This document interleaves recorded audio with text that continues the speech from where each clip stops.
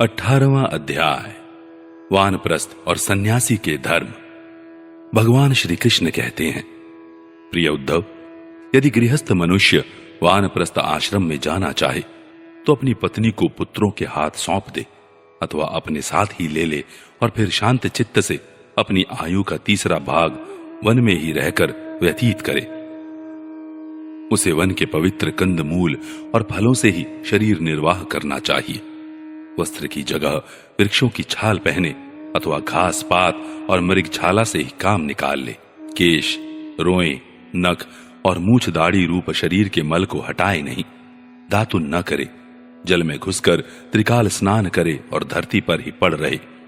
ग्रीष्म ऋतु में पंचाग्नि तपे, वर्षा ऋतु में खुले मैदान में रहकर वर्षा की बौछार सहे, जाड़े के दिनों में गले तक जल में डूबा रहे। इस प्रकार घोर तपस्यामय जीवन व्यतीत करे।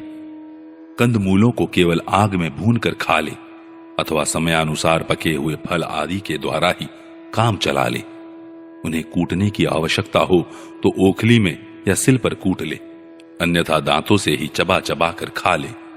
वानप्रस्थाश्रमी को चाहिए कि कौन सा पदार्थ कहां से लाना चाहिए, किस समय लाना चाहिए, कौन कौन पदार्थ अपने अनुकूल है, इन बातों को जानकर अपने जीवन निर्वाह के लिए स्वयं ही सब प्रकार के कंद मूल फल आदि ले आए। देश काल आदि से अनभिज्ञ लोगों से लाए हुए अथवा दूसरे समय के संचित पदार्थों को अपने काम में न ले। नीवार आदि जंगली अन्न से ही चरुपुरोडाश आदि तैयार करे और उन्हीं से समयोचित आग्नेयण आदि वैदिक कर्म करे।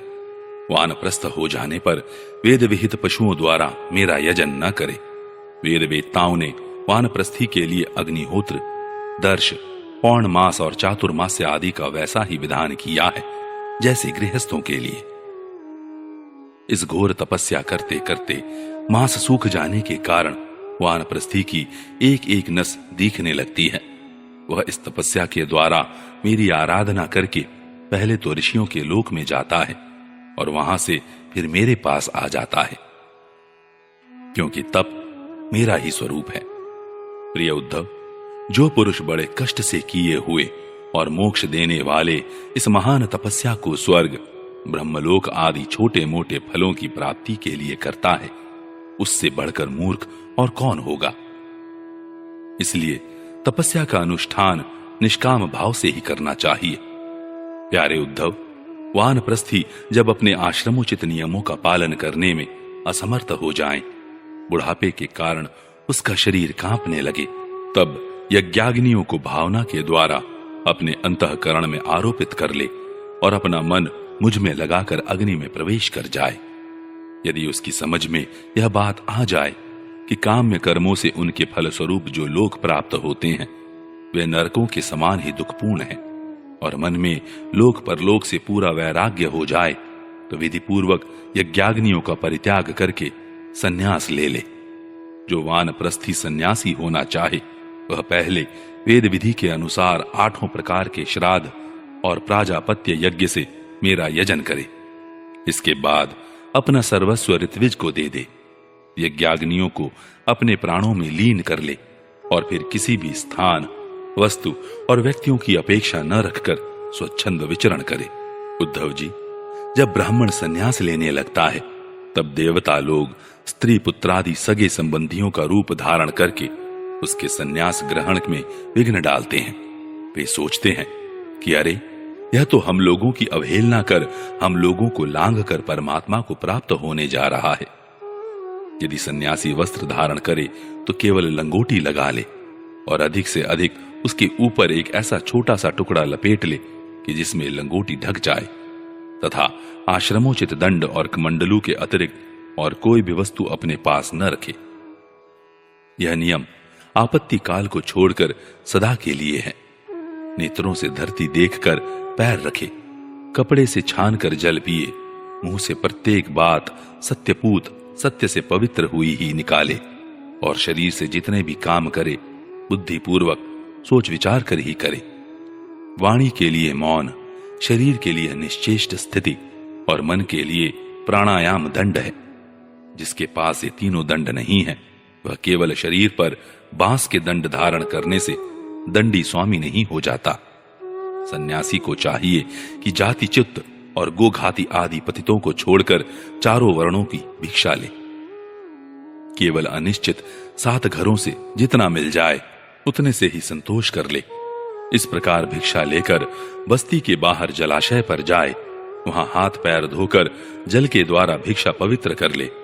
फिर शास्त्रोक्त पद्धति से जिन्हें भिक्षा का भाग देना चाहिए उन्हें देकर जो कुछ बचे उसे मौन होकर खा ले। दूसरे समय के लिए बचाकर न रखे और न अधिक मांग कर ही लाए। सन्यासी को पृथ्वी पर अकेले ही विचरना चाहिए। उसकी कहीं भी आसक्ति न हो, सब इंद्रियां अपने वश में हो। वह अपने आप में ही मस्त रहे, आत्म प्रेम में ही तन्मय रहे, प्रतिकूल से प्रतिकूल परिस्थितियों में भी धैर्य रखे और सर्वत्र समान रूप से स्थित परमात्मा का अनुभव करता रहे। सन्यासी को निर्जन और निर्भय एकांत स्थान में रहना चाहिए। उसका हृदय निरंतर मेरी भावना से विशुद्ध बना रहे। वह अपने आप को मुझसे अभिन्न और अद्वितीय अखंड के रूप में चिंतन करे। वह अपनी ज्ञान निष्ठा से चित्त के बंधन और मोक्ष पर विचार करे तथा निश्चय करे कि इंद्रियों का विषयों के लिए विक्षिप्त होना, चंचल होना बंधन है और उनको संयम में रखना ही मोक्ष है। इसलिए सन्यासी को चाहिए कि मन एवं 5 ज्ञानेंद्रियों को जीत ले, भोगों की क्षुद्रता समझकर उनकी ओर से सर्वथा मुंह मोड़ ले और अपने आप में ही परम आनंद का अनुभव करे। इस प्रकार वह मेरी भावना से भरकर पृथ्वी में विचरता रहे। केवल भिक्षा के लिए ही नगर, गांव, अहीरों की बस्ती या यात्रियों की टोली में जाए। पवित्र देश, नदी, पर्वत, वन और आश्रमों से पूर्ण पृथ्वी में बिना कहीं ममता जोड़े घूमता फिरता रहे। भिक्षा भी अधिकतर वानप्रस्थियों के आश्रम से ही ग्रहण करे, क्योंकि कटे हुए खेतों के दाने से बनी हुई भिक्षा शीघ्र ही चित्त को शुद्ध कर देती है और उससे बचा खुचा मोह दूर होकर सिद्धि प्राप्त हो जाती है। विचारवान सन्यासी दृश्यमान जगत को सत्य वस्तु कभी न समझे, क्योंकि यह तो प्रत्यक्ष ही नाशवान है। इस जगत में कहीं भी अपने चित्त को लगाए नहीं। इस लोक और परलोक में जो कुछ करने पाने की इच्छा हो उससे विरक्त हो जाए। सन्यासी विचार करे कि आत्मा में जो मन, वाणी और प्राणों का संघात रूप यह जगत है वह सारा का सारा माया ही है। इस विचार के द्वारा इसका बाध करके अपने स्वरूप में स्थित हो जाए और फिर कभी उसका स्मरण भी न करे। ज्ञाननिष्ठ, विरक्त, मुमुक्षु और मोक्ष की भी अपेक्षा न रखने वाला मेरा भक्त आश्रमों की मर्यादा में बद्ध नहीं है। वह चाहे तो आश्रमों और उनके चिन्हों को छोड़ छाड़ कर वेद शास्त्र के विधि निषेधों से परे होकर स्वच्छंद विचरे। वह बुद्धिमान होकर भी बालकों के समान खेले, निपुण होकर भी जड़वत रहे, विद्वान होकर भी पागल की तरह बातचीत करे और समस्त वेद विधियों का जानकार होकर भी पशु वृत्ति से रहे। उसे चाहिए कि वेदों के कर्म कांड भाग की व्याख्या में न लगे, पाखंड न करे, तर्क वितर्क से बचे और जहां कोरा वाद विवाद हो रहा हो वहां कोई पक्ष न ले। वह इतना धैर्यवान हो कि उसके मन में किसी भी प्राणी से उद्वेग न हो और वह स्वयं भी किसी प्राणी को उद्विग्न न करे। उसकी कोई निंदा करे तो प्रसन्नता से सह ले, किसी का अपमान न करे। प्रिय उद्धव, सन्यासी इस शरीर के लिए किसी से भी वैर न करे। ऐसा वैर तो पशु करते हैं। जैसे एक ही चंद्रमा जल से भरे हुए विभिन्न पात्रों में अलग अलग दिखाई देता है, वैसे ही एक ही परमात्मा समस्त प्राणियों में और अपने में भी स्थित है। सबकी आत्मा तो एक है ही, पंचभूतों से बने हुए शरीर भी सबके एक ही है, क्योंकि सब 5 भौतिक ही तो हैं। प्रिय उद्धव, सन्यासी को किसी दिन यदि समय पर भोजन न मिले तो उसे दुखी नहीं होना चाहिए, और यदि बराबर मिलता रहे तो हर्षित न होना चाहिए। उसे चाहिए कि वह धैर्य रखे, मन में हर्ष और विषाद दोनों प्रकार के विकार न आने दे, क्योंकि भोजन मिलना और न मिलना दोनों ही प्रारब्ध के अधीन है।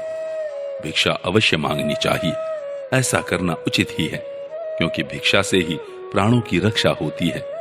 प्राण रहने से ही तत्व का विचार होता है और तत्व विचार से तत्व ज्ञान होकर मुक्ति मिलती है। सन्यासी को प्रारब्ध के अनुसार अच्छी या बुरी जैसी भी भिक्षा मिल जाए उसी से पेट भर ले। वस्त्र और बिछौने भी जैसे मिल जाए उन्हीं से काम चला ले। उनमें अच्छेपन या बुरेपन की कल्पना न करे। जैसे मैं परमेश्वर होने पर भी अपनी लीला से ही शौच आदि शास्त्रोक्त नियमों का पालन करता हूं, वैसे ही ज्ञाननिष्ठ पुरुष भी शौच, आचमन, स्नान और दूसरे नियमों का लीला से ही आचरण करे। वह शास्त्र विधि के अधीन होकर विधि किंकर होकर न करे, क्योंकि ज्ञाननिष्ठ पुरुष को भेद की प्रतीति ही नहीं होती। जो पहले थी वह भी मुझ सर्वात्मा के साक्षात्कार से नष्ट हो गई। यदि कभी कभी मरण पर्यंत बाधित भेद की प्रतीति भी होती है, तब भी देहपात हो जाने पर वह मुझसे एक हो जाता है। उद्धव जी, जितेंद्रिय पुरुष जब यह निश्चय हो जाए कि संसार के विषयों के भोग का फल दुख ही दुख है, तब वह विरक्त हो जाए। और यदि वह मेरी प्राप्ति के साधनों को न जानता हो, तो भगवत चिंतन में तन्मय रहने वाले ब्रह्मनिष्ठ सद्गुरु की शरण ग्रहण करे। वह गुरु की दृढ़ भक्ति करे, श्रद्धा रखे और उनमें दोष कभी न निकाले। जब तक ब्रह्म का ज्ञान हो, तब तक बड़े आदर से मुझे ही गुरु के रूप में समझता हुआ उनकी सेवा करे।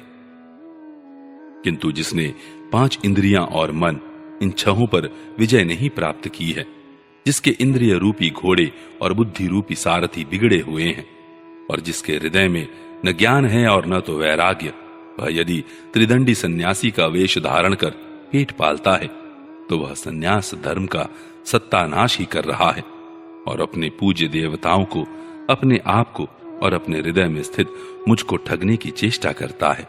अभी उस वेश मात्र के सन्यासी की वासनाएं क्षीण नहीं हुई हैं, इसलिए वह इस लोक और परलोक दोनों से हाथ धो बैठता है।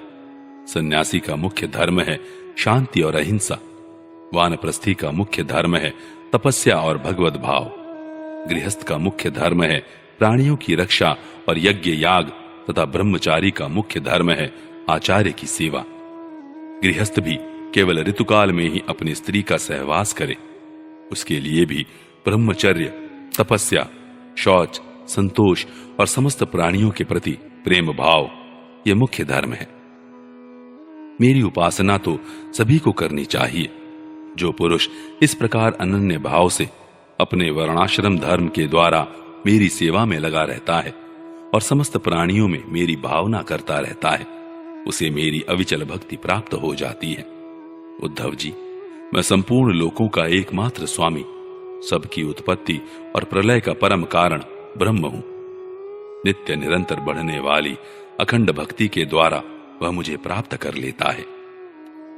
इस प्रकार वह गृहस्थ अपने धर्म पालन के द्वारा अंतःकरण को शुद्ध करके मेरे ऐश्वर्य को, मेरे स्वरूप को जान लेता है और ज्ञान विज्ञान से संपन्न होकर शीघ्र ही मुझे प्राप्त कर लेता है।